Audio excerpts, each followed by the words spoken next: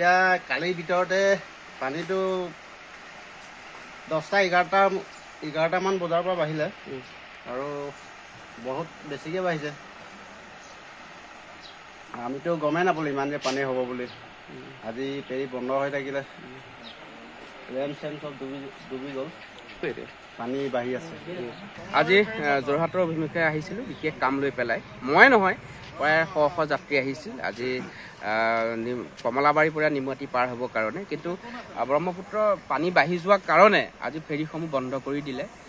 গতিকে সেই সমস্যা থাকিবই মাজুলীবাসী ৰাইজৰ। আৰু যেতিয়ালৈকে দলংখন নহয় দলংখন যদি চৰকাৰে গাফিলতি নকৰে আৰু যেতিয়ালৈকে দলংখন নহয় এই সমস্যা থাকিবই। আৰু দলংখনো সেয়া ৰাইজক দিম বুলি বহুত কথা দিলে। আজি ইমান দিনে দলংখন বোধ হোৱাই নাই।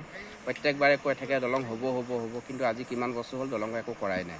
গতিকে সমস্যা এতিয়া আৰম্ভ হৈছেহে বাৰিষা, গতিকে সমস্যা এতিয়া হৈ থাকিব। মাজুলীবাসী দুৰ্ভাগ্যজনক কিছু কামত লৈ আজি চাওক, আজি শ যাত্ৰী আহিছে। আজি যোৰহাট অভিমুখে যাম বুলি ভাবিছে, যোৰহাটৰ পৰা গৈ বেলেগ বিভিন্ন কামত গ'ল হয়। এতিয়া আমিও তেনেকৈ আজি ৰৈ দিব লগা হ'ল।